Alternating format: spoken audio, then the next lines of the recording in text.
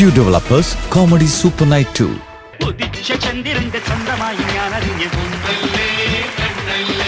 രമണനും സംഘവും പഞ്ചാബി ഹൗസും എല്ലാം ഇന്നും മലയാളികളുടെ മനസ്സിൽ മറക്കാൻ പറ്റാത്ത അനുഭവം. ഇനി മരിച്ചുപോയെങ്കിലും അവനിപ്പോ നല്ല നിലയിൽ എത്തിയില്ല എന്ന് പറയുന്നുണ്ട്. ദിലീപ് ഉമയായിട്ട് അഭിനയിച്ചുകൊണ്ടാണ് ഈ ഡയലോഗ് കംപ്ലീറ്റ് എനിക്ക് കിട്ടിയത്. കാലിന്റെ വെളിച്ചം അയാളുടെ മുഖത്തേക്ക് പതിഞ്ഞു. ക്യാമറ നേരെ തിരിയുന്നു, നായകന്റെ മുഖം കാണുന്നു. എനിക്ക് ചോറാണ് ഇഷ്ടം. പലരും കടയിൽ പോവാൻ പറയും, റവ മേടിക്കാൻ പറയും, അതുകൊണ്ട് ഉപ്പ ഉണ്ടാക്കാൻ പറയും. ഇതല്ലേ ടെസ്റ്റ്. അമ്പോലും അറിയാതെ താനൊരു സമുദായം മാർക്കഴിച്ചെത്താ. നമ്മുടെ ആ സീൻ കണ്ടിട്ട് ഭയങ്കര അഭിപ്രായം പറഞ്ഞിട്ടോ അത് പോകും. അപ്പൊ ശരി കടിച്ചു പൊളിച്ച് എൻജോയ് ചെയ്തിട്ട് നിർത്തിയാ.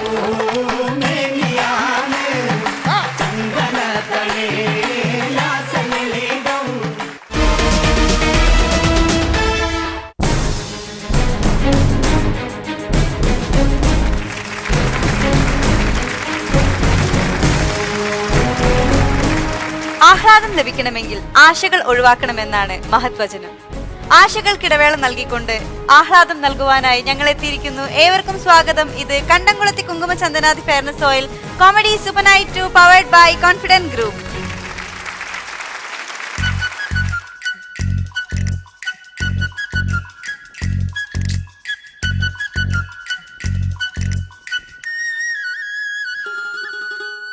ഇരുട്ടിന്റെ തുരുത്തിലൂടെ അയാൾ ഒറ്റയടി വെച്ച് നടന്നു.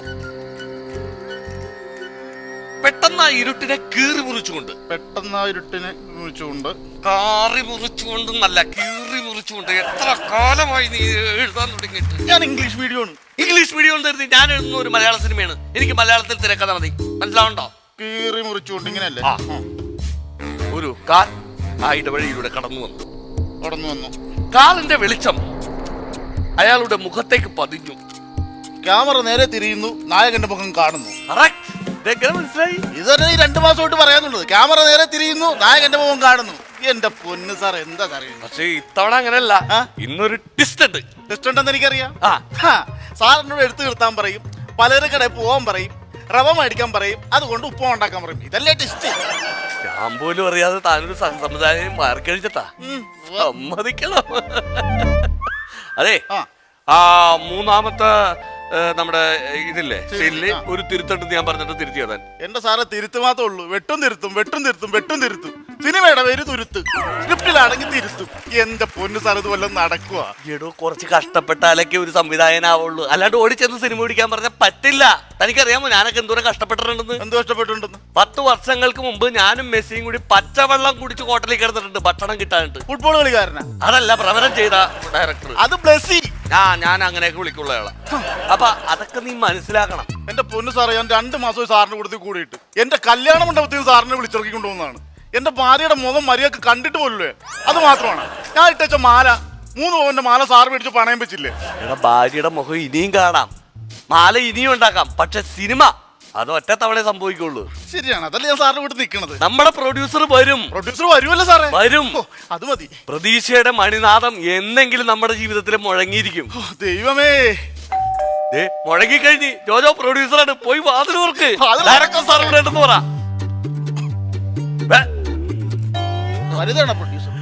ലില്ലിയ എപ്പോഴും ഇങ്ങോട്ട് വരണ്ട. ലില്ലിക്കുള്ള ക്യാരക്ടർ നിങ്ങൾ എഴുതി വെച്ചിട്ടുണ്ട്. ലില്ലിയുടെ ക്യാരക്ടറിന്റെ പേര് അല്ലി. ഇക്കണക്കിന് പോയി കഴിഞ്ഞാൽ താമസിയാതെ തന്നെ എന്റെ കയ്യിൽ നിന്ന് നല്ല തല്ലുകൊള്ളും. എന്റെ പൊന്ന് സാറേ, എനിക്ക് നിങ്ങളുടെ കഥയും വേണ്ട, കഥാപാത്രം വേണ്ട. പണയം വെച്ച കമ്മലും മാലയും എത്രയും പെട്ടെന്ന് എടുത്തു തന്നാ മതി. സത്യം പറ, സാറ് കള്ളനാണോ കലാകാരനാണോ? അല്ല, ഒരു കലാകാരന് കള്ളനും ആവാം, കുഴപ്പമൊന്നുമില്ല. എന്റെ മാല പണയം വെച്ച് ആ പെണ്ണിന്റെ മാല പണയം വെച്ചല്ലേ? താനെക്കൊന്നേ താനെപ്പോഴും ചോദിക്കൂല എന്റെ പെട്ടിയിൽ കുറെ സ്ക്രിപ്റ്റ് ഇരിപ്പുണ്ടല്ലോ. അതൊന്നും സ്ക്രിപ്റ്റ് അല്ല, പണയം വെച്ചതിന്റെ രസീതുകളാണ്. ഞാൻ ഒരുത്തന്നുള്ളത് കാരണമല്ല, ഞങ്ങളുടെ നാട്ടിലൊരു പണയ സ്ഥാപനം ഗംഭീരമായിട്ട് നടന്നുകൊണ്ട്. ഇവിടെ പേടിക്കണ്ട, നമ്മുടെ ജീവിതത്തിൽ എന്തെങ്കിലും പ്രതീക്ഷയുടെ ഒരു നാളം മുഴക്കും. അതെ, നാണം മുഴുങ്ങാതിരിക്കും, എന്ത് വേണേലും ചെയ്യട്ടെ. പണയം വെച്ച എന്റെ കമ്മലും മാല എത്രയും പെട്ടെന്ന് എടുത്താ. എനിക്ക് എന്റെ മാലയും കിട്ടണം. എടുപ്പിച്ച് പിന്നെ ബെല്ലടിക്കുന്നത് പ്രൊഡ്യൂസറാണ്. എന്റെ ലില്ലി മാല ഞാൻ എടുപ്പിച്ചു തരാം. ഇപ്പൊ തൽക്കാലം മാറി നിൽക്ക്. എന്ത് കഷ്ടം. സാറേ, വേറൊരു പടയ കേസ് കൂടി വന്നു. താൻ വീട്ടിൽ നിന്ന് വന്നിട്ട് എത്ര ദിവസമായി സിനിമ പിടിക്കാനെന്ന് പറഞ്ഞു? 2 മാസവും 2 ആഴ്ചയും 3 ദിവസവും. തനിക്ക് വീട്ടിലെ കാര്യം വല്ല അറിയുമോ? അവിടെ ഉപ്പില്ല, മുളകില്ല, ഒരു സാധനമില്ല. ഞാനും ഇല്ലല്ലോ അവിടെ, അതിന്റെ കുഴപ്പമില്ലേ. നിങ്ങളില്ലെങ്കിൽ എനിക്ക് വല്ലതും കഴിക്കണ്ടേ? എടി അതിനല്ലേ ഞാൻ നിന്നെ കല്യാണം കഴിച്ചേക്കണത്. അയ്യോ അതാ എന്റെ തലവിധി. കൊച്ചിനാണ് ഫീസ് ഇല്ലാത്ത പേര് സ്കൂളിൽ നിന്ന് ഇറക്കി വിട്ടേക്കണം. ഡയറക്ടർ വാസുദേവന്റെ മോനാണെന്ന് പറയായിരുന്നില്ലേ? ഓ MD വാസുദേവന്റെ മോൻ എന്ന് പറഞ്ഞാലും കൊച്ചിനെ പഠിപ്പിക്കില്ല സ്കൂളിൽ ഫീസ് ഇല്ലെങ്കിൽ. ഫീസ് ഇല്ല, അപ്പൊ പണമാണ് നിന്റെ പ്രശ്നം. ആ പണമാണ്. അതെ, ഞാൻ നിക്കണ പോണോ? ദേ ഇവളാരാ? ഏ? ആ. ഇത് ജോജോന്റെ ഭാര്യ. ആ. നല്ല ചേർച്ചയില്ലേ ഇവര് തമ്മിൽ? നല്ല ചേർച്ചയുണ്ട് ചേട്ടാ. ജോജോ ഒരു മിനിറ്റ്. എന്താ സാറേ? നീ അവളോടെ ലില്ലിനോട് പറഞ്ഞ ഒരു 1000 രൂപ എങ്ങനെയും സംഘടിപ്പിക്കും. എനിക്കപ്പിന്നെ പരിചയം പോലും ഇല്ല. എനിക്ക് ഈ സാധനത്തിനെ പറഞ്ഞു വിട്ടില്ലേ നമ്മുടെ കഥ എടുത്ത് നടക്കില്ല. നീ ഒരു പണി റൊമാൻറ്റിക് ആയിട്ടൊന്ന് ചെന്നാ മതി, അവള് തരും. നീ ചെല്ല്, നിന്റെ കയ്യിലായിരിക്കണേ. അപ്പൊ ജോജോ പറഞ്ഞതുപോലെ ഹണിമൂണൊക്കെ ആഘോഷിക്കുവോ? ആയിക്കോട്ടെ, വേഗമാവട്ടെ. മനുഷ്യ എന്തേ? ഇന്ന് വൈകുന്നേരത്തിനുള്ളിൽ കാശുമായിട്ട് വീട്ടിൽ വന്നില്ലേ, ഞാൻ ആ കൊച്ചിനെ എടുത്തോണ്ട് ഇങ്ങോട്ട് വരും. ഞാൻ വന്നോളാം, നീ പൊക്കോ. ഞാൻ കാശ് ഞാൻ ഇട്ട് തന്നേക്കാം. തന്റെ സിനിമ എടുത്തൊക്കെ ഞാൻ ഇന്ന് നിർത്തിത്തരാം. പൊയ്ക്കോ നീ. ആ പറഞ്ഞേക്കാം. എന്റെ അമ്മോ, 1000 കിട്ടിയാ? ഒരെണ്ണം കിട്ടി, ബാക്കി 999 പിന്നെ തരാന്ന് പറഞ്ഞു. നീ എന്താ അവിടെ ചെന്ന് ചോദിച്ചത്? സാറ് പറഞ്ഞല്ലോ റൊമാൻറ്റിക് ആയിട്ട് പെരുമാറണമെന്ന്. ആ. ഞാൻ ആ മൂലയിൽ വെച്ച് തക്കടക്ക് കിട്ടിയപ്പോ ഒരു ഉമ്മയും കൊടുത്തു. നിന്നോടാണ് അവള് തൊടാൻ പറഞ്ഞത്. അപ്പൊ ഇങ്ങനെ ഒരക്കിന് പിടിച്ചു നിൽക്കുന്ന നേരത്താണ് നായകൻ ആ ഡയലോഗ് പറയേണ്ടത്. അഭിനയിച്ചോണ്ടെഴുതിയാണ് സാറേ, ഞങ്ങൾ ഇവിടെ എഴുത്ത്. എന്റെ ദൈവമേ, ഈ പടം സൂപ്പർ ഹിറ്റ് ആവും. അപ്പൊ ഈ നായകൻ ഇങ്ങനെ ഡയലോഗ് പറയുമ്പോ വില്ലൻ നായകന്റെ മുതുകത്തിട്ട് ഒരു കൊടുക്കും. അല്ല, അത് സ്ക്രിപ്റ്റിൽ നമുക്ക് എഴുതി ചേർക്കാൻ. അല്ല, 1-2 അടി കൂടുതൽ വെച്ചോ. നല്ലതാണ്, ആ സീൻ കൊള്ളാം, നന്നായിട്ടുണ്ട്. സാറ് ഇത് എവിടെ ഇരുന്ന് ഈ ഇത്രയും വലിയൊരു വീട് എടുത്തിട്ട് വന്നിട്ട് സാറ് ഇപ്പൊ വരാന്ന് പറഞ്ഞിട്ട് പോയിട്ട് 2 മാസം കഴിഞ്ഞു. ഞാൻ എവിടെയായിരുന്നാ? നടിമാരെ ഇന്റർവ്യൂ ഇല്ലായിരുന്നു. അടിമാരെ പിന്നെ 50 പേരെ ഇന്റർവ്യൂ ചെയ്ത് 4 പേരെ വീട്ടിൽ പണിക്ക് നിർത്തിയിട്ടുണ്ട്. സിനിമ തുടങ്ങുമ്പോൾ അവർക്ക് വേഷം കൊടുക്കണം. അതുപോലെ ഈ ആൽബർട്ട് ഐൻസ്റ്റീൻ പ്രൊഡ്യൂസർ ആരാണെന്ന് അറിയണ്ടേ ജനങ്ങള്? അതൊരു ശാസ്ത്രജ്ഞനല്ലേ സാറേ? അല്ല, എന്റെ പേര് ഞാൻ മാറ്റി, ആൽബർട്ട് ഐൻസ്റ്റീൻ. സാറിന്റെ പേര് ആൻഡപ്പനല്ലേ? അല്ലല്ല, ആൽബർട്ട് ഐൻസ്റ്റീൻ അങ്ങനെ വേണം. അപ്പൊ തിരുത്തട്ട് വീട്ടിൽ പെട്ടി തിരുത്ത്. പ്രൊഡ്യൂസർ ആൻഡപ്പൻ എന്നുള്ളത് മാറ്റിയിട്ട് പ്രൊഡ്യൂസർ ആൽബർട്ട് ഐൻസ്റ്റീൻ എന്ന് എഴുതി. അത് മതി. ഞാൻ എഴുതാൻ പറഞ്ഞ പാടെ എനിക്കറിയാം. ചെയ്താൽ മതി. വേറൊരു കാര്യം, സിനിമ തുടങ്ങുമ്പോ തന്നെ ഞാൻ കൂളിംഗ് ഗ്ലാസ് വെച്ചിട്ട് ഇങ്ങനെ തൊഴുതോണ്ട് നിൽക്കും. സമർപ്പണം, ആൽബർട്ട് ഐൻസ്റ്റീൻ, അങ്ങനെ ഒരു ഫോട്ടോ. അതായത് മരിച്ചവരുടെയൊക്കെയാണ് സമർപ്പണം, എന്റെ പിതാവിനെന്നും പറഞ്ഞ് ഫസ്റ്റ് കാണിക്കും. മരിച്ചവരുടെ കൂട്ടത്തിൽ വെച്ചോ, കുഴപ്പമില്ല. അന്ന ഒരു പണി, സാറിന്റെ വെക്കണ്ട, സാറ് ജീവിച്ചിരിക്കണല്ലേ, സാറിന്റെ അച്ഛന്റെ ഫോട്ടോ വെക്കാം. എന്നിട്ട് നമുക്ക് സമർപ്പണം എന്റെ പിതാവിന്. അച്ഛന്റെ വേണ്ട, അച്ഛനെ കാണാൻ ഒരു ഗ്ലാമർ ഒന്നുമില്ല. അമ്മയുടെ കൂടെ പറ്റി കൂടിയാ ആണാ സുഖമില്ല. അപ്പൊ പിന്നെ അവിടെ എന്ത് ചെയ്യും? പേര് വെച്ചാല് ഒരു പണി, തൊട്ടപ്പുറത്തെ വീട്ടിലെ വർഗീസ് ചേട്ടൻ മമ്മൂട്ടിയുടെ ഒക്കെ ഒരു കട്ടാണെന്ന് പറയണം. പുള്ളിയുടെ ഒരു ഫോട്ടോ സംഘടിപ്പിച്ചാൽ അത് വെച്ചോ. അല്ല, സ്വന്തം പിതാവിനെന്നാണ്. അല്ല, നാട്ടില് ചെറിയൊരു സംസാരമുണ്ട്, അത് വെച്ചോ വർഗീസ്. അപ്പൊ ഈ കാര്യത്തിൽ ഒരു തീരുമാനം ആയിക്കോട്ടെ. സമർപ്പണം അപ്പുറത്തെ വീട്ടിലെ വർഗീസ് ചേട്ടൻ പിതാവിന്. തരിപ്പണം വർഗീസ് ചേട്ടൻ. തരിപ്പണം അല്ല, സമർപ്പണം. അല്ല, മനസ്സിലായില്ല. ജാക്കി ചാൻ കൊച്ചാപ്പി. ജാക്കി ചാൻ കൊച്ചാക്കി ആരോ ജാക്കിച്ചാൻ ആരാ? പ്രശസ്ത stunt master, film stunt master Jackie Chan. Sorry, ഞാൻ വരാൻ പറഞ്ഞിരുന്നു. സ്റ്റണ്ട് സീക്വൻസ് ഒക്കെ ചെയ്യുന്നത് ഇയാള് സ്റ്റണ്ട് ചെയ്യുവോ? Boys demo.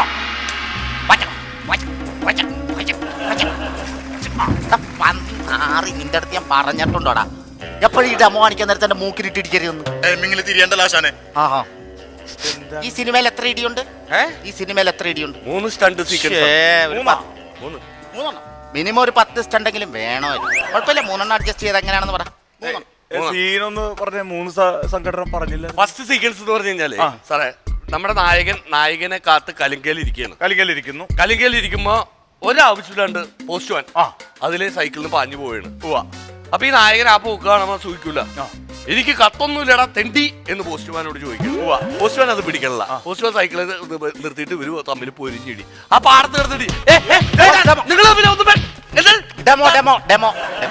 ഇത് കുഴപ്പമില്ല, ഇങ്ങനെ ഒരു സാധനമാണ് നമ്മൾ പ്ലാൻ ചെയ്യുന്നത്. അവിടെ നിർത്തി പ്ലാൻ ചെയ്യാൻ പറ്റട്ടെ. ഈ നായകൻ കലിക്കായിരിക്കാണല്ലേ? അതെ. ഒരാവശ്യമില്ലാതെ ഒരു പോസ്റ്റ്മാൻ അതിലെ സൈക്കിള് ചീറിപ്പാനി. പോസ്റ്റ്മാൻ പോകണ്ട. നായകൻ അവിടെ എത്ര നേരം വേണേലും നായക കാത്തിരുന്നോട്ടെ. പോസ്റ്റ്മാൻ പോകുമ്പോഴല്ലേ തെണ്ടിയത് പിടിച്ചിട്ട് ഇടിയുണ്ടോ? പറയാനുള്ളത് ഫോണിൽ പറഞ്ഞാ പോരെ, പ്രശ്നമില്ല. മതി. വേണ്ടെന്ന് പറഞ്ഞായിരുന്നു. അപ്പൊ ഈ ഫൈറ്റ് വേണ്ട, ആ ഫൈറ്റിന്റെ ആവശ്യമില്ല ഇവിടെ. അപ്പൊ ഇനിയിപ്പോ 2 എണ്ണേ ഉള്ളൂ. അത് കട്ട് ചെയ്യാൻ നമുക്ക്. അടുത്ത സീൻ പറ. അടുത്ത ഇടി പറ. നമ്മുടെ നായകനൊരു ശീലമുണ്ട്. എന്താണ്? രാവിലെ എണ്ണ തേച്ചിട്ടില്ല, കുളിക്കാനായിട്ട് പുള്ളി സ്വിമ്മിംഗ് പൂളിൽ പോയാ കുളിക്കണത്. മാരിയറ്റ് ഹോട്ടലില്ല. 7 സ്റ്റാർ ഹോട്ടലാണ്. ആ ഹോട്ടലിന്റെ സ്വിമ്മിംഗ് പൂളിന് 15ാം നിലയിൽ നിന്ന് ചാടി ഊളാക്കിട്ട് കുളിക്കും. ഒരു ദിവസം ഇതുപോലെ ചാടി ഊളാക്കിട്ട് വെള്ളത്തിന്റെ അടിയിൽ ചെന്ന് കഴിയുമ്പോൾ അവിടെ ഒരു സായിപ്പിനെ കണ്ടപ്പോൾ ഇഷ്ടമായില്ല. എന്താണ് തെണ്ടി ഇവിടെ നിൽക്കണെന്ന് പറഞ്ഞ് ഇവര് തമ്മിൽ പൊരിഞ്ഞിടി വെള്ളത്തിൽ വെള്ളത്തിനടിയിൽ കൂടെയുള്ള ഫൈറ്റിംഗ് ഉണ്ട്. നിർത്ത്. നമ്മുടെ നായകൻ ആരെ കണ്ടാലും ഈ തെണ്ടി തെണ്ടി എന്ന് വിളിക്കണതിന് അല്ല അവന്റെ ഒരു ശീലമായിട്ട് ഞാൻ ചുമ്മാ അത് വേണ്ട. തെണ്ടി എന്നുള്ള എടുത്ത് കളഞ്ഞില്ല, അത് വേണ്ട. പിന്നെ നമ്മുടെ നായകൻ വളരെ സാധാരണക്കാരനാണെന്ന് പാവപ്പെട്ടവനാണ്, വെറും പാവപ്പെട്ടവൻ. സ്വന്തമായിട്ട് വീടില്ല. പബ്ലിക് ആയ സ്ഥലത്ത് നിന്നാണ് കുളിക്കണത്. അവനെതിരാണ് ഈ 15ാമത്തെ നിലയിൽ കയറിയിട്ട് താഴത്തായിട്ട് ചാടി അവന്റെ തരി പോലും ഉണ്ടാവുക. പിന്നെ അവൻ അടിച്ചതിന് സായിപ്പായിട്ട് കിടന്ന് ഇടി. അതെന്തിനാണ്? അതിന്റെ ആവശ്യമില്ല. ഞാൻ വേണ്ടെന്ന് പറഞ്ഞു. ആ ഫൈറ്റ് വേണ്ട. കഥയായിട്ടൊരു യോജിപ്പില്ല. രണ്ടിടി പോയി, ഇനി ഒരിടി കൂടെ ഉള്ളൂ. മൂന്നാമത്തെ എന്താ? അത് ഉഗ്ര സാധനം. അത് ഉഗ്ര സാധനം. അതൊന്ന് പറഞ്ഞേ. നമ്മുടെ നായകൻ പാടത്തെ കൂടെ നടന്നു വീണ് പെട്ടെന്ന് മോളിൽ കൂടെ ഒരു ഹെലികോപ്റ്റർ പോകും. ഹെലികോപ്റ്റർ പോയി കഴിയുമ്പോ ഈ നായകന് സൂയിക്കണില്ല. അവൻ മേപ്പോട്ട് നോക്കിയിട്ട് നിനക്കൊന്നും വേറെ പണിയിലിടത്തെ നാറി എന്ന് ചോദിക്കും. പൈലറ്റിന് ഇഷ്ടപ്പെടുന്നില്ല. പൈലറ്റ് ചാടി നായകന്റെ തോളത്തേക്ക് വീഴും. ഹെലികോപ്റ്റർ ഫയർ ബോയ്സ് ഡബോ. ഇത് പറഞ്ഞു തരുമ്പോ ഇവരോട് ഞാൻ ചോദിച്ചോട്ടെ, നമ്മുടെ നായകൻ നടന്നു പോകുമ്പോ മേളിൽ കൂടി ഹെലികോപ്റ്റർ പോകും. ഹെലികോപ്റ്റർ പോകണം. അവിടുന്ന് ഹെലികോപ്റ്ററിൽ നിന്ന് ഒരാൾ താഴത്തേക്ക് ചാടുന്നു. അതെ. ജസ്റ്റ് നായകനൊന്ന് മാറിക്കൊടുത്താ പോരെ? അയാൾ അവിടെ വീടും, അവിടെ ഫൈറ്റ് ഒഴിവാക്കാം. അല്ല നായകന്റെ തോളത്ത് എന്തെങ്കിലും ചാടി വീഴണം. എന്നാൽ അങ്ങനെയാണെങ്കിൽ ഒരു കാര്യം ചേട്ടാ, ഈ നായകന്റെ തലയിൽ ഒരു ഓല മടൽ വീണ് അവൻ അവിടെ ചാകുന്നു. കാരണം ഈ നായകൻ വളർന്നിട്ട് വലിയ കാര്യമൊന്നും ഞാൻ വേണ്ടെന്ന് പറഞ്ഞായിരുന്നു ഇതൊക്കെ. ഫൈറ്റ് വേണ്ട. ഫൈറ്റ് വേണ്ടല്ലേ? ഫൈറ്റ് ഇല്ല. ഇടിയൊന്നും ഇല്ലേ? ഇടിയില്ല. അപ്പൊ ഫൈറ്റ് 3 കട്ടായി. ഇടിയില്ല. കമാൺ. ഞാൻ ചോദിച്ചോട്ടെ, നമ്മുടെ നടി ഡെൻട്രിയുടെ എൻട്രി എപ്പോഴാണ്? എൻട്രി എന്ന് പറഞ്ഞു കഴിഞ്ഞാല് നടി ഇങ്ങനെ നടന്നു വരുമ്പോ ഒരു 20,000 സിനിമാറ്റിക് ഡാൻസ് പ്രവർത്തകര് അവര് ഡാൻസ് കാഴ്ചവെക്കും. പ്രേമിൽ കൊള്ളുമല്ലോ. പ്രേമി കൊണ്ടുള്ളൂ. അത് ഞാൻ ഒതുക്കും ഇങ്ങനെ.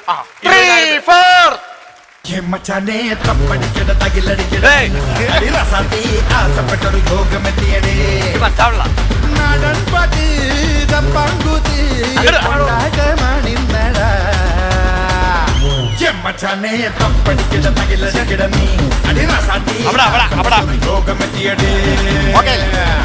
അല്ല ഇത് മനസ്സിലായില്ല. സ്റ്റണ്ട് ഭാഷ എന്ന് പറഞ്ഞിട്ട് പിന്നെ പെട്ടെന്ന് അത് ചേഞ്ച് ആവുന്നതിന് വലിയ പാടൊന്നുമില്ല. എല്ലാം പഠിച്ചതാ. ഡാൻസ് ചെയ്യും. ഞാൻ ചെയ്യും. സിനിമാറ്റിക് അതാണ് ഇതല്ലേ ഉദ്ദേശിച്ചത്. സംഭവം ഞാൻ ഉദ്ദേശിച്ച സാധനം ക്ലിയർ. ഇതാണോ? ഇത് ഫിക്സ് ചെയ്താൽ ഇത് വേണ്ട. ഇത് ഒരു പടത്തിൽ നാദിർഷ ചെയ്താണ്. ഇത് അത് വേണ്ട. ഇനി അതിന്റെ ടൈപ്പ് ചെയ്യാനാണെങ്കിലും വേണ്ട. നമുക്ക് ഫ്രഷ് ആയിട്ടുള്ള ഒരെണ്ണം വേണ്ട. സോങ് വേണ്ട. സോങ്ങും ഡാൻസും വേണ്ട. വേറെ വെറൈറ്റി ആയിട്ട് നമ്മുടെ യൂത്തിന് കൊടുക്കാൻ പറ്റിയ എന്തുണ്ട് ഇപ്പൊ ഇതിൽ? ലാസ്റ്റ് ക്ലൈമാക്സിലേ നായകനെ ബലാത്സംഗം ചെയ്യുന്ന ഒരു സീനുണ്ട്. ഓ അടിപൊളിയാണ്. നായകന്റെ പേരെന്താ? നായകന്റെ പേര് രാജൻ. രാജൻ.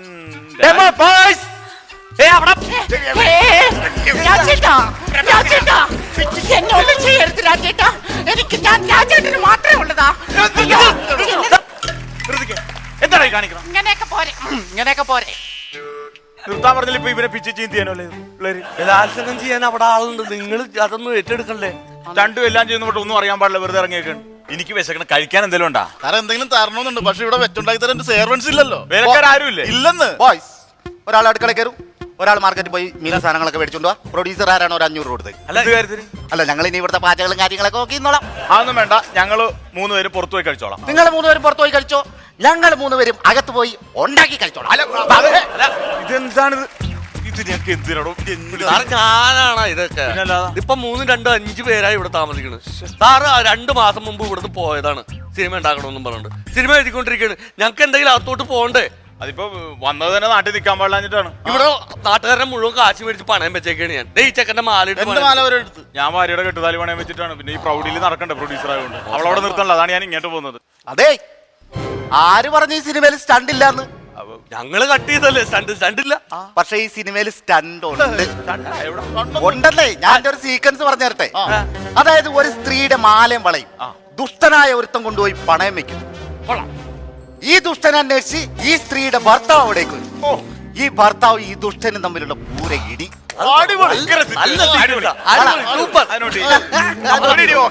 അപ്പൊ നമുക്കതൊന്ന് പ്ലാൻ ചെയ്താലോ? ഒന്ന് വർക്കൗട്ട് ചെയ്യാം. വർക്കൗട്ട് ചെയ്യാം. എങ്ങനെ സ്റ്റാർട്ട് ചെയ്യും? ലില്ലി, എടി ലില്ലി, ഒന്നിങ്ങോട്ട് വന്നേ. ലില്ലി എന്ന് പറയുന്നത് എന്റെ ഭാര്യയാണ്. അതെ അതെ അതെ, ഭാര്യയും ഭർത്താവുമാണ്. ഭാര്യയും ഭർത്താവുമാണ്. എടി ഇത് ഇവന്മാരില് ഏതവനാ നിന്റെ മാലയും വളയെടുത്ത് പണയം വെച്ചത്? ഞാനല്ലല്ലോ, ഞാൻ ഇവനാ ചേട്ടാ, ഇവൻ. ചാൻസ് കൊടുക്കാന്ന് ഞാൻ പറഞ്ഞിരുന്നു. നിന്നെ പോലുള്ളവന്മാർ അന്വേഷിച്ച് ഞാൻ എന്തോരം ലൊക്കേഷനിൽ ഇവിടെ മാലയും വളയും ഏതവനാണ് കൊണ്ട് പണയം വെച്ചോന്ന് അന്വേഷിച്ച് ഈ വേഷന്മാർ എത്ര സിനിമ ലൊക്കേഷനിൽ ഞാൻ പോയെന്നറിയോ? ഇപ്പൊ കറക്റ്റ് ആളാ. നീ ആയിട്ട് തന്നെ കാണിച്ചു തന്നു. അപ്പൊ എല്ലാം തുടങ്ങാം നമുക്ക്. പണയം വെച്ച റെസിപ്റ്റ് ഉണ്ട്, അത് കയ്യിരിക്കട്ടെ. ബോയ്സ്, ഇത് ഡെമോ അല്ല, ഒറിജിനൽ വെച്ച് കാച്ചറ.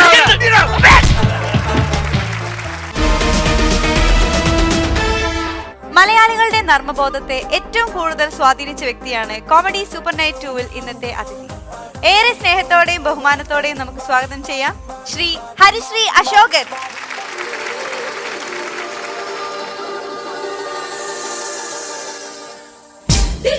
सलाम सलाम बिन मोहम्मद सलाम सलाम या अल्लाह या अल्लाह या अल्लाह या अल्लाह या अल्लाह या अल्लाह दिजदी जसिम गलित अन मुबारक सलाम सलाम या अल्लाह या अल्लाह या अल्लाह या अल्लाह या अल्लाह या अल्लाह പതിനാലാം രാവിന്റെ തിര പോലെ വന്നല്ലോ പനിനീരിൻ കടവത്ത് കുടമുല്ല പുത്തല്ലോ മണിമുത്തും പൊന്നിന്റെ ഉടവാളും ഉണ്ടല്ലോ മരുഭൂവിൽ നിന്നല്ലോ സുൽത്താനും വന്നല്ലോ മുല്ലപ്പൂവിൻ ചെറുത്ത വെള്ളക്കഞ്ഞി കുപ്പായം വിളിച്ചല്ല കിണ്ണത്തിൽ മിന്നും പൊന്നിൻ നാണ്യങ്ങൾ മുല്ലപ്പൂവിൻ ചെറുത്ത വെള്ളക്കഞ്ഞി കുപ്പായം വെള്ളിച്ചല്ല കിണ്ണത്തിൽ മിന്നും പൊന്നിൻ നാണ്യങ്ങൾ.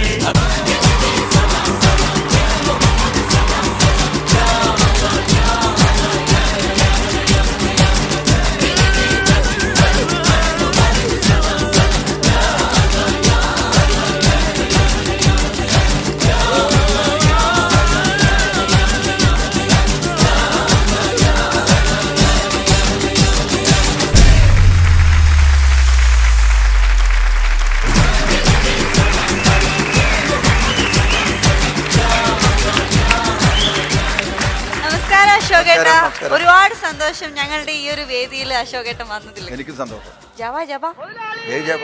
Java Java Java. Punjabi house അല്ലേ? രമണൻ. രമണൻ ഇപ്പൊ എല്ലാവരും മനസ്സിൽ വീണ്ടും വന്നേ 18 വർഷം. എല്ലാരും രമണൻ രമണൻ. എപ്പോ FB ഒക്കെ എടുത്തു നോക്കിയാലും എല്ലാത്തിലും ഒരു ട്രോളെങ്കിലും രമണനെ കാണാൻ പറ്റും ഇപ്പോഴും. അതെ അതെ ശരിയാണ് സത്യം. രമണന്റെ വിവിധ ഭാവങ്ങൾ, രമണന്റെ വേഷം, hair style, hair style. Hair style, പിന്നെ മൊയിലാളി ജഗ ജഗ ജഗ. ഇപ്പോഴും മലയാളികളുടെ മനസ്സിൽ നമ്മൾ ചെയ്ത സിനിമയിലെ ക്യാരക്ടർ, അത് ചെയ്ത ഓരോ ചെറിയ മൈന്യൂട്ട് സാധനങ്ങൾ വരെ ഓർമ്മിക്കുക എന്നുള്ളത് അത് മികച്ച ഒരു അഭിനേതാവിന് മാത്രമേ അങ്ങനെയുള്ള സംഭവങ്ങൾ ചെയ്യാൻ പറ്റുള്ളൂ. അല്ല, അത് അഭിനേതാവിന്റെ മാത്രം കഴിവല്ല. ഈ രമണൻ എന്ന് പറയുന്ന ഒരു കഥാപാത്രത്തെ സൃഷ്ടിച്ച റാഫി മെക്കാട്ടിനാണ് എന്റെ 100 മാർക്ക്. അത് എന്റെ ശരീരത്തിൽ പോസ്റ്റ് ചെയ്തെന്ന് മാത്രമേ ഉള്ളൂ. ആ പോസ്റ്റ് ചെയ്ത സംഭവം ജനങ്ങളെ ഏറ്റെടുത്തു. അതുകൊണ്ടാണ് ഇപ്പോഴും മറക്കാത്തത്. ഇപ്പോഴും രമണനെ എല്ലാവർക്കും ഭയങ്കര ഓർമ്മയാണ്. രമണന്റെ മുന്നിലുള്ള മുടി ഇങ്ങനെ കെട്ടത് എല്ലാവർക്കും ഓർമ്മയുണ്ടോ? നായകനായ സുഹൃത്തിനെ പാര വെച്ച് നശിപ്പിച്ച് കൊന്ന്. പക്ഷെ ഏറ്റവും കോമഡി എന്താണെന്ന് വെച്ചാൽ, നായകനെ ഭയങ്കരമായിട്ട് പാര വെക്കാൻ പോവുകയാണെങ്കിലും എല്ലാ ജോലിയും അവസാനം ഈ കുപ്പിന്ന് വന്ന ഭൂതത്തിനാണ് കൊടുക്കുന്നത്. അതില് രമണൻ എന്ന് പറഞ്ഞ കഥാപാത്രം ശരിക്ക് ആ പടത്തിലെ എല്ലാ ടേണിങ്ങിന്റെ രമനിലൂടെയാണ്. കാരണം ഇയാള് വെള്ളത്തിൽ, ദിലീപ് എന്ന് പറയുന്ന ക്യാരക്ടർ, ദിലീപ് ഉണ്ണി, ദിലീപ് വെള്ളത്തിൽ ചാടിയതിന് ശേഷം അവനെ കൊണ്ടുവന്ന് പഞ്ചാബികളുടെ എത്തിക്കുന്ന ഞാനാണ്. അതിനുശേഷം ഇവൻ്റെ വീട്ടിൽ കൊണ്ടുപോയിട്ട് പൈസ കൊടുക്കാൻ ചെല്ലുന്നു. അതിനുശേഷം ഇവൻ്റെ ലവർ, അതായത് എന്നെ ഫറീസിൻ്റെ വീട്ടിൽ ചെല്ലുമ്പോഴാണ് ഇവൻ്റെ ഫോട്ടോ കാണുന്നതും. അപ്പോഴാണ് ഞാൻ അറിയുന്നത് ദിലീപ് എന്നെ ഫറീസ് പറയുകയാണ് ഇവ ഉണ്ണി എവിടെ? ഉണ്ണിയുടെ ഭാര്യയുടെ വീട്ടിലാണ്, പെണ്ണിൻ്റെ വീട്ടിലാണെന്ന് പറയുന്നത്. ശരിയാണ്, ദിലീപിൻ്റെ വീട്ടിലാണ് അവള്.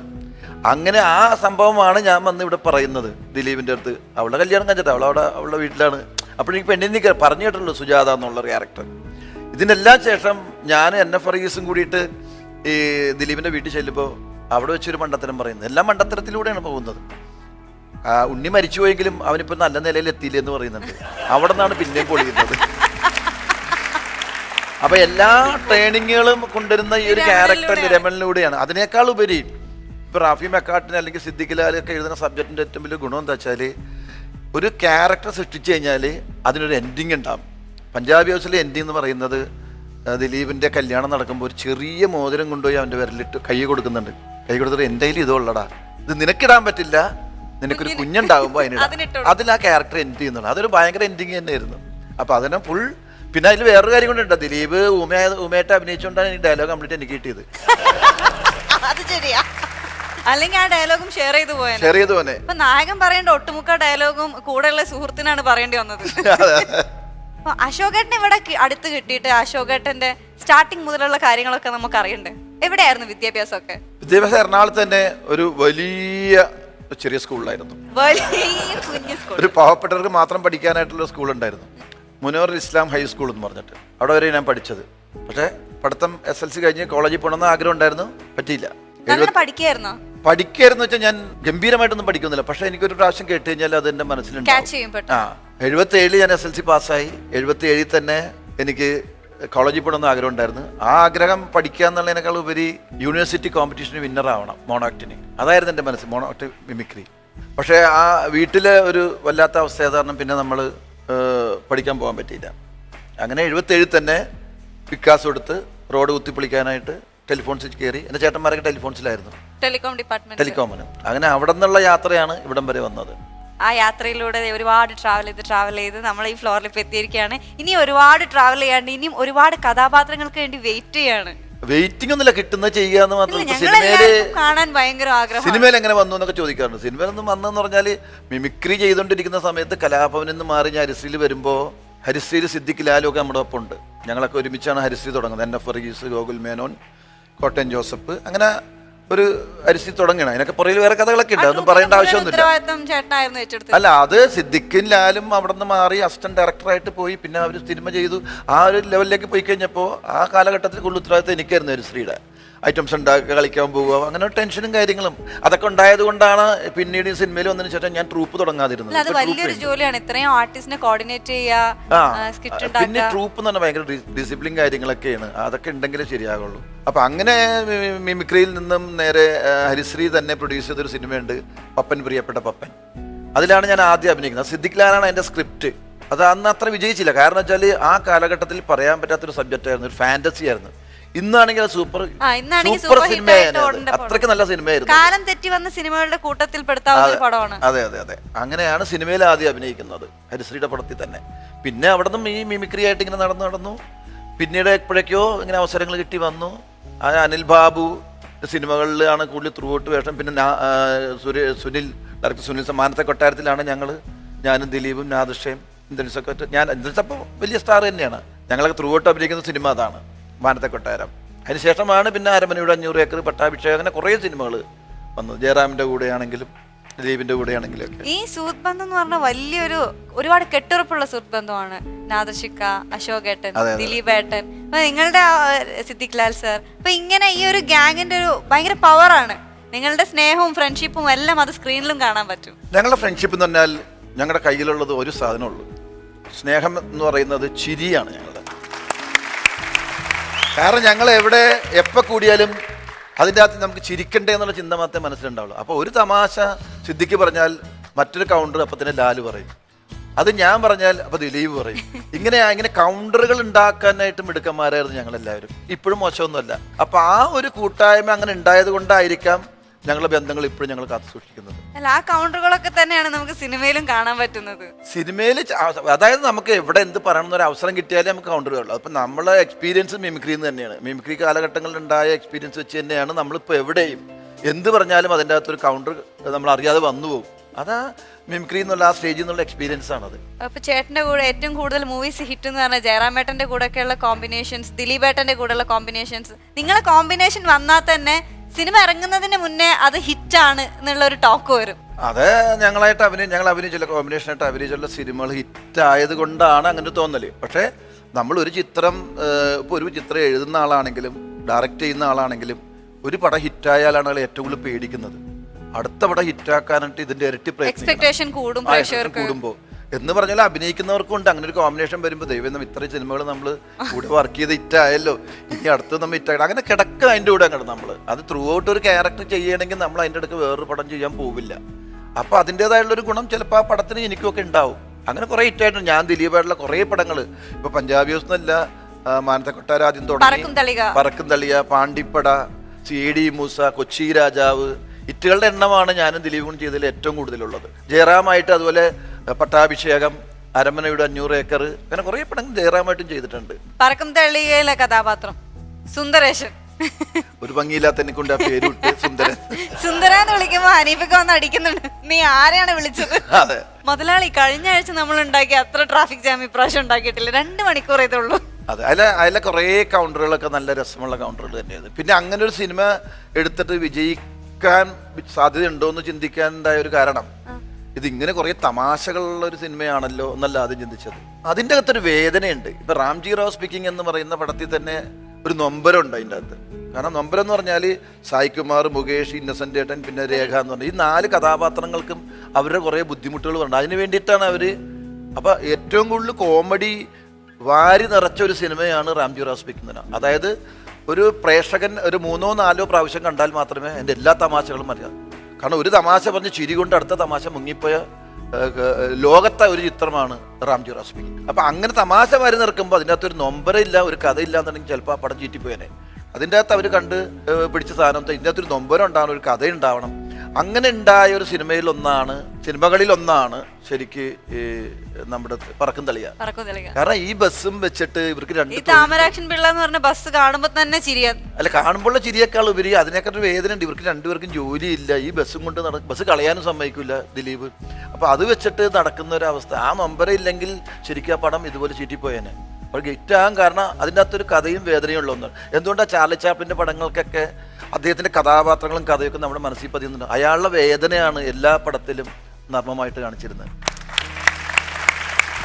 അതുപോലെ തന്നെ നമ്മളൊന്ന് ആലോചിക്കും, ക്ലാസിക്സിൽ ഉൾപ്പെടുത്താൻ പറ്റിയതാണോ ആ മൂവിന്ന്. ശരിക്കും ഒരുപാട് പേരുടെ അഭിപ്രായമാണ് ക്ലാസിക്സിൽ ഉൾപ്പെടുത്താൻ പറ്റിയ മൂവിയാണ് CID മൂസ. ഒരുപാട് പേര് പറഞ്ഞു. ഇവിടെ അടൂർ ഗോപാലകൃഷ്ണൻ സാർ വന്നപ്പോ പറഞ്ഞു അദ്ദേഹത്തിന് ഏറ്റവും കൂടുതൽ ഇഷ്ടപ്പെട്ട സിനിമ ഏതാന്ന് ചോദിച്ചപ്പോ CID മൂസ എന്നാണ് പറഞ്ഞത്. സാറ് ഭയങ്കരമായിട്ട് കോമഡി ആസ്വദിക്കുന്ന ആളാണ്. കാരണം ദിലീപ് ലാസ്റ്റ് ചെയ്ത പടത്തിലൊക്കെ ദിലീപ് ഒരുപാട് തമാശകളെ കുറിച്ച് ഇങ്ങനെ പറഞ്ഞു. സാറിനെ കുറിച്ച് എനിക്കറിയാം, സാറ് പറഞ്ഞിട്ട് ഞാൻ കേട്ടിട്ടുണ്ട്. CID മൂസ ഏറ്റവും ഇഷ്ടപ്പെട്ടു. സാറിന് ഭയങ്കര ഇഷ്ടമാണ്. അതുപോലെ സാറിന് ഭയങ്കര ഇഷ്ടമാണ് ടോം ആൻഡ് ജെറി. അപ്പൊ ഇതിലെ ഈ ടോം ആൻഡ് ജെറി ഗെയിംസും നിങ്ങള് മരിക്കുന്ന ഷോട്ട് കാണിക്കും, തലയെ മൊത്തം തീപ്പൊള്ളലേറ്റിട്ട് അടുത്ത ഷോട്ടില് മറ്റേ മായാവിയും ലുട്ടാപ്പിയും ഒക്കെ എണീറ്റ് വരുന്ന പോലെ എണീറ്റ് വരും. അപ്പൊ ഏറ്റവും കൂടുതൽ കുട്ടികൾ മുതൽ പ്രായമായവരെ വരെ ഒരുപോലെ ചിരിപ്പിക്കുകയും സന്തോഷിപ്പിക്കുകയും ചെയ്ത മൂവിയാണ്. ഞാൻ ഒരുപാട് രാജ്യങ്ങളിൽ പോയിട്ടുണ്ട് പ്രോഗ്രാമിന്. പല സ്ഥലത്തും ചെന്നപ്പോൾ ഈ അമേരിക്ക ചെന്നപ്പോൾ എന്നോടൊരു ചേച്ചി പറഞ്ഞ ഈ CID മൂസ എന്ന് പറഞ്ഞ സിനിമ ഇറങ്ങിയ ശേഷം ഞങ്ങളൊക്കെ രക്ഷപ്പെട്ടു. ഞാൻ CID മൂസയുടെ പ്രൊഡ്യൂസറല്ലേ, അല്ലെങ്കിൽ ഞങ്ങളല്ലേ രക്ഷപ്പെട്ടു? അല്ലല്ല, കുട്ടികൾ വീട്ടിൽ കരഞ്ഞാണ്ട് CD അങ്ങ് ഇട്ട് കൊടുത്താൽ അവിടെ ഇരുന്നോളും. ഭക്ഷണം ഒരു ബിസ്ക്കറ്റും വേണ്ട, ചായയും വേണ്ട, ഒന്നും വേണ്ട. അവർക്ക് ഈ CD അങ്ങ് ഇട്ട് കൊടുത്തായിരുന്നു. ഇപ്പൊ അവര് ഡൗൺലോഡ് ചെയ്തിട്ട് മൂവി ഇതിൽ കാണിച്ചു കൊടുക്കുക. പുള്ളി അതുമായിട്ട് ഇങ്ങനെ നടക്കണം. പുള്ളി കരഞ്ഞ ഇതും കാണിച്ചാൽ പുള്ളി അവിടെ ഇരുന്നു. അത്ര ഒരു മെഡിസിനാണ് ശരിക്കും. അതിന്റെ 2ാം ഭാഗം വരുമോ എന്നൊക്കെ ആലോചിച്ചിരിക്കുകയാണ്. അതിന്റെ എപ്പോ അത് TV-യിൽ കണ്ടാലും കുട്ടികൾ ആലോചിക്കും, അയ്യോ ഇതിന്റെ സെക്കൻഡ് എപ്പോഴാ വരാ, കാരണം അവസാനം ഫ്ലൈറ്റിൽ പോവാണല്ലോ. അതെ, അല്ല ഉണ്ട്, അതിന്റെ പണി നടക്കുന്നുണ്ട്. പക്ഷെ ഇപ്പൊ ഈ പറഞ്ഞ പോലെ ആ ട്രെൻഡല്ല, അതിനൊരു സമയമാകുമ്പോൾ അത് കറക്റ്റ് ടൈമിൽ ലോഞ്ച് ചെയ്യും. അത് ഒരുപാട് കാലഘട്ടത്തിന്റെ ഒരു വ്യത്യാസവും. അല്ല, ഇപ്പോഴും അത് എപ്പോൾ വേണമെങ്കിലും അതിന് സെക്കൻഡ് പാർട്ട് എടുക്കാൻ പറ്റുന്ന ഒരു വിധത്തിലുള്ളൊരു സിനിമയാണത്. അപ്പൊ നമുക്കെല്ലാവർക്കും, കുട്ടികളെല്ലാരും വെയിറ്റ് ചെയ്യായിരിക്കല്ലേ CID മൂസ ഒന്നുകൂടെ കാണാൻ വേണ്ടിയിട്ട്. നമുക്ക് എല്ലാവർക്കും അയ്യോ ചിരിക്കണം. എന്തായാലും നമുക്കെല്ലാവർക്കും വെയിറ്റ് ചെയ്യാം. CID മൂസയും 2ാം ഭാഗം വരും. നമുക്ക് ഇനിയും ഒരുപാട് ചിരിക്കാം.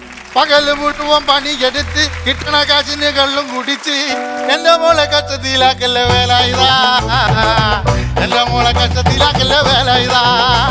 ആ പകല് മുഴുവൻ പണിയെടുത്ത് കിട്ടണ കാശിന് കള്ളും കുടിച്ച് എന്റെ മോളെ കഷ്ടത്തിലാക്കല്ല വേല ഇതാ, എന്റെ മോളെ കഷ്ടത്തിലാക്കല്ല വേല ഇതാ.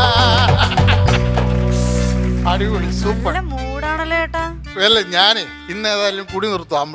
അയ്യോ, നമ്മൾ കുടി നിർത്തുന്ന കാരണം കൊണ്ട് ഒന്ന് എൻജോയ് ചെയ്തിട്ട് പോകണമെന്ന് എന്റെ ഭാര്യ പറഞ്ഞു. അതുകൊണ്ട് രാവിലെ പോലെ അടിയും എൻജോയ്മെന്റ് ഒന്ന് ഹാപ്പി ആകാൻ വേണ്ടിട്ട് വന്നല്ലേ കോമഡി നൈറ്റ്. ചേട്ടാ കൂടി നിർത്തിക്കോ, പാട്ട് നിർത്തരുത്. നല്ല പാട്ട്. നമുക്ക് 2 അടിച്ചാലേ പാട്ട് വരത്തുള്ളൂ, അത് വേറൊരു സത്യം. എന്നാലും മോള് പറഞ്ഞ സ്ഥിതിക്ക് പാട്ട് ഞാൻ കണ്ടിന്യൂ ചെയ്യാം. ഓക്കെ, പാടണം. ആ പണ്ടത്തെ കാലം പോയി, പെണ്ണുങ്ങള് പോലീസായി, ജാമ്യം കിട്ടാൻ കൊല്ലായി പാകും വേലായുധാ, ജാമ്യം കിട്ടാൻ കൊല്ലായി പാകും വേലായുധാ. ആ പണ്ടത്തെ കാലം പോയി, പെണ്ണുങ്ങള് പോലീസായി, ജാമ്യം കിട്ടാൻ കൊല്ലായി പാകും വേലായുധാ, ജാമ്യം കിട്ടാൻ കൊല്ലായി പാകും വേലായുധാ. ആ പകല് മുഴുവൻ പണിയെടുത്ത് കിട്ടണ കാശിന് കള്ളും കുടിച്ച് എന്റെ മോളെ കഷ്ടത്തിലാക്കല്ലേ വേലായുധാ, എന്റെ മോളെ കഷ്ടത്തിലാക്കല്ലേ വേലായുധാ. എങ്ങനെയുണ്ട് ചേട്ടാ? നല്ല പാട്ടാ. ഈ കൂടി നിർത്താൻ പോകുന്നവരൊക്കെ എങ്ങനെയാണോ പോണത്? താടിയൊക്കെ വളർത്തി. അത് എന്റെ ഭാര്യ സിസിയുടെ ഒരു നിർബന്ധമായിരുന്നു. ഏതായാലും നിർത്താൻ പോവാണല്ലോ, അപ്പൊ ശരി കടിച്ച് പൊളിച്ച് എൻജോയ് ചെയ്തിട്ട് നിർത്തിയാൽ മതി എന്ന് പറഞ്ഞു. എന്റെ ചേട്ടാ താടിയൊക്കെ വടിച്ച് നല്ല ക്ലീൻ ഷേവ് ആയിട്ട് വൃത്തിയായിട്ട് പോയിക്കൂടെ? അത് ഞാനാ? ആ അതിനെന്താ കുഴപ്പം? ഈ ചേട്ടന് താടി വെച്ച് പോലീസുകാരനാണെങ്കിൽ പിന്നെ എനിക്ക് താടി വെച്ച് കുടിച്ചു നടത്തൂടെ? ഇങ്ങനെ കൺട്രോൾ ഇല്ലാതെ പോയാൽ ആ ശ്രമം നടക്കുമോ? ഏത് ആശ്രമത്തിൽ പോകാനുണ്ട്?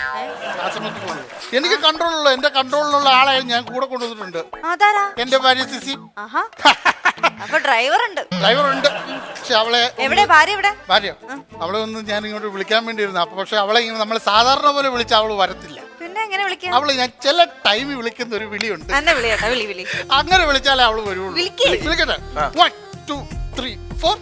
ചെമ്പകപ്പൂമേനിയാണ് ചന്ദനത്തളിലാസലളിതം ചന്ദ്രോദയത്തിന്റെ കാന്തിയാണ് അവൾ ചാരുറ്റ താരുണ്യ രാഗമാണ്. ചെമ്പകപ്പൂമേനിയാണ് ചന്ദനത്തളിലാസലളിതം ചന്ദ്രോദയത്തിന്റെ കാന്തിയാണ് അവൾ ചാരുറ്റ താരുണ്യ രാഗമാണ്. ഹായ് ചേച്ചി. ഹായ്. ഇങ്ങോട്ട് നോക്കി. നീ ബൈബിൾ എടുത്തിട്ടുണ്ടോ? എന്റെ ചേട്ടാ അതെടുക്കാൻ ഞാൻ മറക്കോ? ചേട്ടൻ എന്തെങ്കിലും മറക്കരുത്. വേദപുസ്തകം എടുത്തിട്ടുണ്ടല്ലോ. വേദപുസ്തകം കൊടുക്കാൻ ഞാൻ എന്തെങ്കിലും മറന്നിട്ടുണ്ടോ? ഓക്കെ, അടിപൊളി. പിന്നെ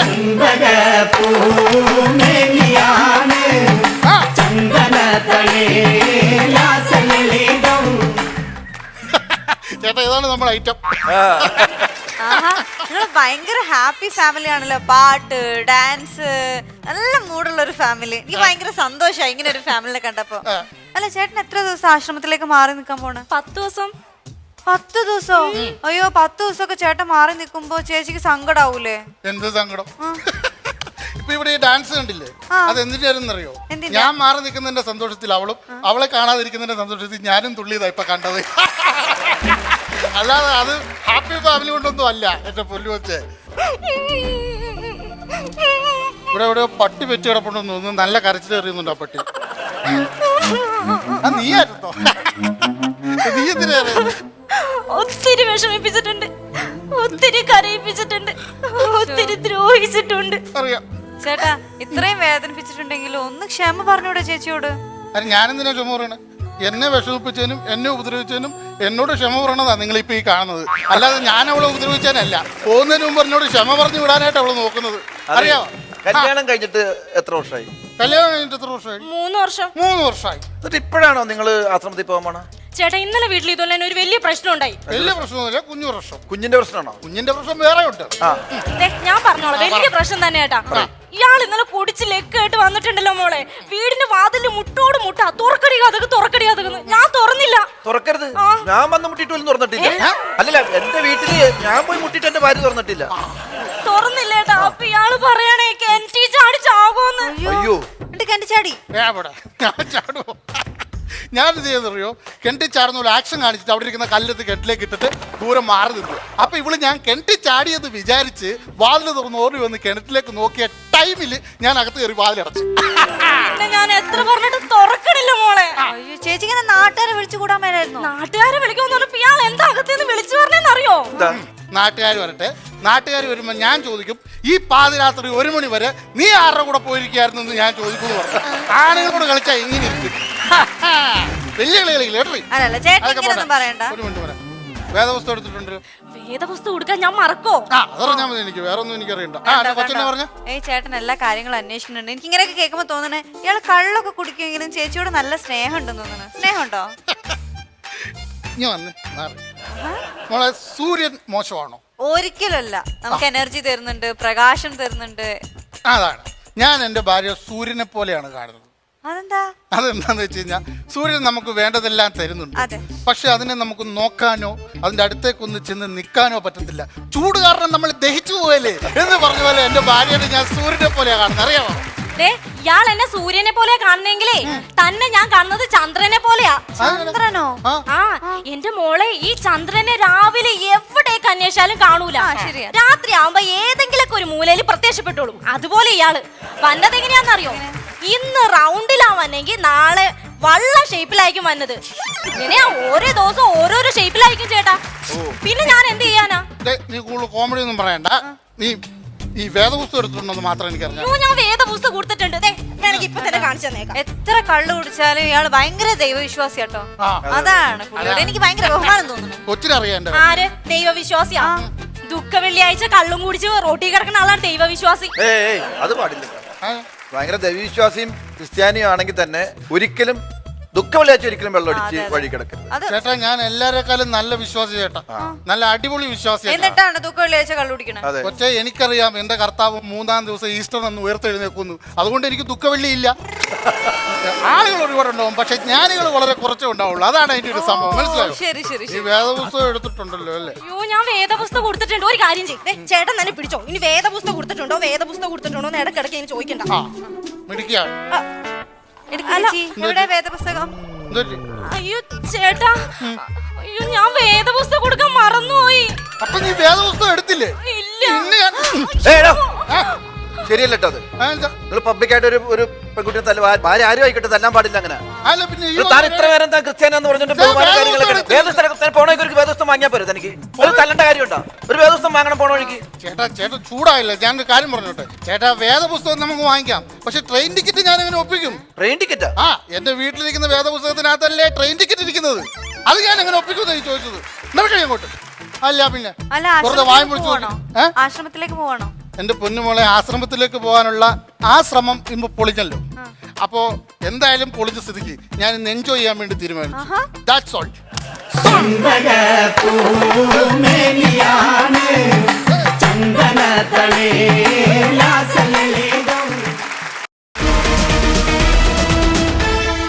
അശോക് ഏട്ടാ, ഈ താടിന്റെ രഹസ്യം എന്താ? താടി വളരുന്ന ആൾക്കാർ വടിക്കായിരുന്ന, അതാണ് ഏറ്റവും വലിയ രഹസ്യം.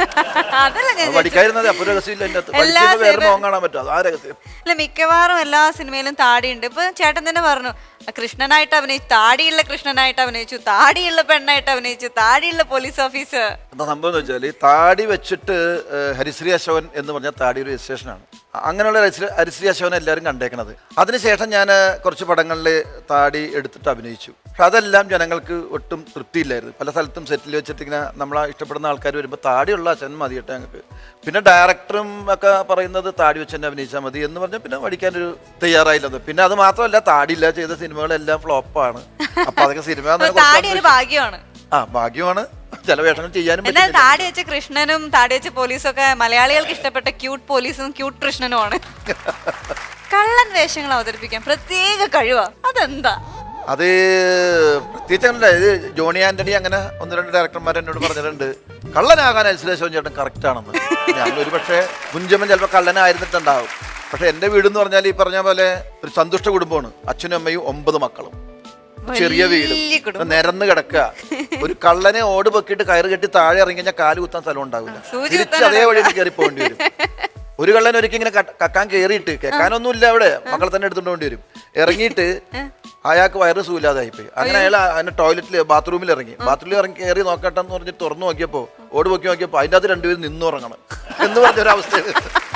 അപ്പോൾ അന്ന് ചിലപ്പോൾ എനിക്ക് തോന്നുന്നു പണ്ട് കാലത്തൊരു കള്ളനൊക്കെ ആയിട്ട് ഞാൻ ജീവിച്ചിട്ടുണ്ടാവാം. അതുകൊണ്ടായിരിക്കും കള്ളനാകാനായിട്ട് ഈ ജന്മത്തിൽ അവകാശം കിട്ടി. മിമിക്രി കലാകാരന്മാരെയും അവരൊക്കെ ഇങ്ങനെ അവഹേളിക്കുന്ന ഒരു പ്രവണത ഉണ്ട് കുറെ പേർക്ക്. ആണോ?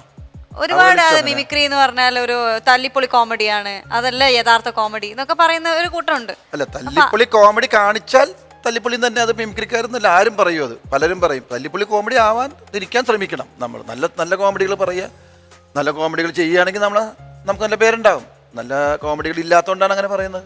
അല്ല, ഇപ്പൊ മലയാള സിനിമയിൽ തന്നെ നോക്കുകയാണെങ്കിൽ മിമിക്രി നിന്ന് വന്നവരാണ് അധിക താരങ്ങളും. പ്രധാന താരങ്ങളല്ല, ഒരുപാട് ടെക്നീഷ്യന്മാർ, ഒരുപാട് പേരുണ്ട്. സിദ്ദിഖ് ലാല്, റാഫി മെക്കാട്ടിൻ, ദിലീപ്, ജയറാം, ഫാസിൽ സാറ്, നെടുമുടി, അങ്ങനെ കുറെ പേര് ഇങ്ങനെ മിമിക്രിന്ന് വന്നവരാണ്. അവരെ പോലും അവഹേളിക്കുന്ന തരത്തിലാണ് ചിലർ സംസാരിക്കുന്നത്. അങ്ങനെ സംസാരിക്കാൻ പാടില്ല. കാരണം മിമിക്രി എന്ന് മാത്രമല്ല കലാകാരന്മാർ വന്നേക്കണം. ഇവർ ബേസ് എന്തായിരുന്നു ആദ്യം, ഇവർ എവിടെയൊക്കെ നാടകം കളിച്ചിട്ടുണ്ടാവും, എത്ര സ്റ്റേജുകളിൽ ചിലപ്പോൾ വേറെ എന്തെല്ലാം കലാപരിപാടി നടത്തിയിട്ടുണ്ടാവും. മിമിക്രിയിൽ നിന്ന് നിൽക്കുന്ന സമയത്ത് വന്നുകൊണ്ടൊക്കെ മിമിക്രിക്കാരായിരുന്നു. പക്ഷേ മിമിക്രിക്കാരുടെ ഒരു കാര്യം ഞാൻ പറയാം, കേരളത്തിലെ തെക്കേറ്റം മുതൽ വടക്കേ അറ്റം വരെയുള്ള ജനങ്ങളുടെ പൾസ് അറിയാവുന്ന ഒരേ ഒരു കലാകാരൻ മിമിക്രിക്കാരനാണ്. അത് സത്യമായ ഒരു കാര്യമാണ്. കാരണം നമ്മളിപ്പോൾ തിരുവനന്തപുരത്ത് ഒരു പരിപാടി നമ്മൾ ഒരു ഐറ്റം സ്റ്റേജിൽ നമ്മൾ അവതരിപ്പിക്കുകയാണ്. അത് അവിടെ ഇഷ്ടപ്പെട്ടില്ല എന്നുണ്ടെങ്കിൽ നമുക്ക് അറിയാൻ പറ്റും, ജനങ്ങൾ അനങ്ങാതിരുന്നാൽ നമ്മൾ ഉടനെ തന്നെ ഐറ്റം മാറ്റുകയാണ്. അടുത്ത ഐറ്റം നമ്മൾ വേറെ ടൈപ്പ് ഇടുമ്പോൾ അവർക്ക് ഇഷ്ടപ്പെട്ട ഇവിടെ വേണ്ടത് ഇതാണെന്ന് നമുക്ക് മനസ്സിലാവുകയാണ്. അങ്ങനെ നമ്മൾ ആ ഐറ്റങ്ങളെ ഫോളോ ചെയ്തു. നേരെ കണ്ണൂർ പോയിട്ട് നമ്മളൊരു ഐറ്റം കളിക്കുകയാണെങ്കിൽ അവിടുത്തെ ആൾക്കാർക്ക് അത് ഇഷ്ടപ്പെട്ടാൽ ചിലപ്പോൾ ആ ടൈപ്പ് ഐറ്റം നമുക്ക് കൊടുത്താൽ മതി. പിന്നെ വേറെ ഐറ്റം കളിക്കുമ്പോൾ ഇഷ്ടപ്പെട്ടില്ലെങ്കിൽ അത് മാറ്റുക. അപ്പോൾ അത്രയും ഓഡിയൻസിനെ പൾസറിയാവുന്ന ഒരു ഒരു കലാകാരൻ മിമിക്രിക്കാരൻ തന്നെയാണ്. ഇത് തന്നെയാണ് മിമിക്രിയെ അവഹേളിക്കുന്നവർക്ക് കൊടുക്കാനുള്ള ഒരു ഉത്തരം. ഞാൻ അന്വേഷിച്ച ഉത്തരം ഇത് തന്നെയാണ്. ആണല്ലേ? അല്ല, അതിങ്ങനെയാണ്. അല്ലാതെ ഈ മിമിക്രിക്കാരൻ എന്ന് പറയുന്നത് എല്ലാം തികഞ്ഞവരൊന്നുമല്ല. ഒരു മമ്മൂക്ക തന്നെ പറഞ്ഞിട്ടുണ്ട്, ലാലേട്ടനും മമ്മൂക്കയും പറഞ്ഞാണ് ഈ കഥാപാത്രമായിട്ട് എങ്ങനെ മാറുന്നു, നിങ്ങളതിനെ പ്രിപ്പയർ ചെയ്തിട്ട് കുറേ നാൾ അതിൻ്റെ റിഹേഴ്സലും കാര്യം ഒന്നുമില്ല. മമ്മൂക്കയും പറഞ്ഞിട്ടുണ്ട്, ലാലേട്ടനും പറഞ്ഞിട്ടുള്ള കാര്യങ്ങൾ തന്നെയാണ്. നമ്മൾ ആ കഥ കേട്ട് കഴിഞ്ഞാൽ ഓട്ടോമാറ്റിക് നമ്മുടെ മനസ്സിലേക്ക് അത് വരും. വന്നു കഴിഞ്ഞാൽ നമ്മൾ അവിടെ ലൊക്കേഷനിൽ വന്ന് ആ ഡ്രസ്സും ഒക്കെ ഇട്ടുമ്പോൾ നമ്മൾ അറിയാതെ തന്നെ ആ ക്യാരക്ടറായി മാറുകയാണെന്ന് പറഞ്ഞാൽ അതിന് നമ്മളിപ്പോൾ ഇംഗ്ലീഷ് പടത്തിലൊക്കെ ചെയ്യുന്ന പോലെ ഒരു വർഷം മുമ്പ് അത് പഠിച്ച് അങ്ങനെ അതിൻ്റെ മൂവ്മെൻറ്റ്സ്, അതിൻ്റെ അപ്പിയറൻസ് ക്ഷീണിപ്പിക്കുക അങ്ങനെ ഒന്നും ചെയ്തിട്ടൊന്നും ഇതെല്ലാം നമ്മൾ സിനിമയാണ്. നമുക്ക് നിസ്സാര സമയം കൊണ്ടൊക്കെ ക്യാരക്ടർ ചെയ്യണം നമ്മുടെ സൂപ്പർ സ്റ്റാറുകൾ. അപ്പോൾ അതൊക്കെ അവർ തന്നെ ഈ മമ്മൂക്കയും ലാലേട്ടനും സുരേഷേട്ടനൊക്കെ പറഞ്ഞിട്ട് നടന്മാരെല്ലാം പറഞ്ഞു അവർ ചെയ്ത സിനിമകൾ സ്ക്രീനിൽ കാണുമ്പോൾ തന്നെ മമ്മൂക്ക പറഞ്ഞിട്ടുണ്ട് എന്നോട്, അവിടെ കുറച്ചുകൂടി നന്നാക്കായിരുന്നു, മറ്റേ സീൻ കുറച്ചുകൂടി നന്നാക്കാൻ സീൻ എന്നൊക്കെ പറയുന്നുണ്ട്. കാരണം വെച്ചാൽ അവർക്ക് പോലും പരിപൂർണതയിലേക്ക് എത്താൻ കഴിഞ്ഞിട്ടില്ലെന്ന് അവർ തന്നെ പറഞ്ഞിട്ടുണ്ട്. അപ്പോൾ നമ്മൾ ചെയ്ത സിനിമകൾ നമ്മൾ കാണുമ്പോൾ തന്നെ കുറവുകൾ കാര്യം നമുക്ക് തന്നെ മനസ്സിലാകും. അപ്പോൾ ആരും എല്ലാം തികഞ്ഞവരാരും ഇല്ല ഇവിടെ. കഴിഞ്ഞ വർഷം മലയാള സിനിമയ്ക്ക് വലിയ നഷ്ടങ്ങളാണ് സംഭവിച്ചത്. ഒരുപാട് മികച്ച താരങ്ങളാണ് നമുക്ക് നഷ്ടമായത്. കൽപ്പന ചേച്ചി, മണിച്ചേട്ടൻ, അങ്ങനെ ഒരുപാട് പേര്. കൽപ്പനയുടെ വിയോഗം എന്ന് പറഞ്ഞാൽ നമുക്ക് പകരം വെക്കാനില്ലാത്ത ഒരു നടി തന്നെയാണ് പലരും. ഇപ്പോൾ കൽപ്പനയുടെ ഒരു ഒഴിവ്, ആ സീറ്റ് ഇപ്പോഴും ഒഴിഞ്ഞെടുക്കുകയാണ്. അതിന് പകരം ഒരു കോമഡി ചെയ്യാനായിട്ട് അത്രയും കഴിവുള്ള ഒരു നടി ഇതുവരെ വന്നിട്ടില്ല. അപ്പോൾ അതുകൊണ്ട് തന്നെ സ്ക്രിപ്റ്റ് എഴുതുന്ന പലരും പറഞ്ഞിട്ടുണ്ട് നമുക്കൊക്കെ ഇപ്പോൾ ഒരു കാമുകയില്ല, അല്ലെങ്കിൽ ഒരു ഭാര്യയില്ല ഇപ്പൊ ഈ സിനിമയിൽ. അത് അങ്ങനെ ചിന്തിക്കാത്ത എന്താ വെച്ചാൽ അങ്ങനെ ഒരു നടി ഇല്ലാത്തതുകൊണ്ടാണെന്ന് പറഞ്ഞു പലരും പറഞ്ഞിട്ടുണ്ട്. അല്ലെങ്കിൽ അശോകനോ അങ്ങനെ ഒരു ക്യാരക്ടർ, അയാൾക്ക് ഇങ്ങനെ വരുമ്പോൾ അങ്ങനെ ഒരു ഭാര്യയെ വെക്കാം നമുക്ക്, എന്നിട്ട് ഇങ്ങനെ കൊണ്ടുവരാം എന്ന് പറയുമ്പോൾ അത് ആര് ചെയ്യുന്ന ആലോചിക്കേണ്ട അങ്ങനെ ഒരു ആർട്ടിസ്റ്റ് ഇല്ല. അതുകൊണ്ട് തന്നെ നമുക്കൊക്കെ എന്നെപ്പോലെ ചെയ്യുന്നവർക്കൊന്നും കോമഡി ചെയ്യുന്നവർക്കൊന്നും ഒരു നായിക, ഒരു ഹീറോയിനോ അല്ലെങ്കിൽ ഭാര്യയായിട്ട് ആരും ഇല്ലാത്തതുകൊണ്ട് അത് കൽപ്പനയുടെ ആ ഒഴിവ് ഭയങ്കര ഒഴിവ് തന്നെയാണ്. അതിലേക്ക് വരാനായിട്ട് പലരും ശ്രമിക്കുന്നുണ്ട്, പക്ഷെ വരുന്നില്ല. വരാൻ സാധ്യതയുള്ളവരുണ്ട് പലരും, നമുക്കറിയാം. സ്റ്റേജിൽ തന്നെ പലരും ഉണ്ട്. അങ്ങനെയുള്ളവരൊക്കെ തീർച്ചയായിട്ടും വരട്ടെ. അതെ അതെ അതെ.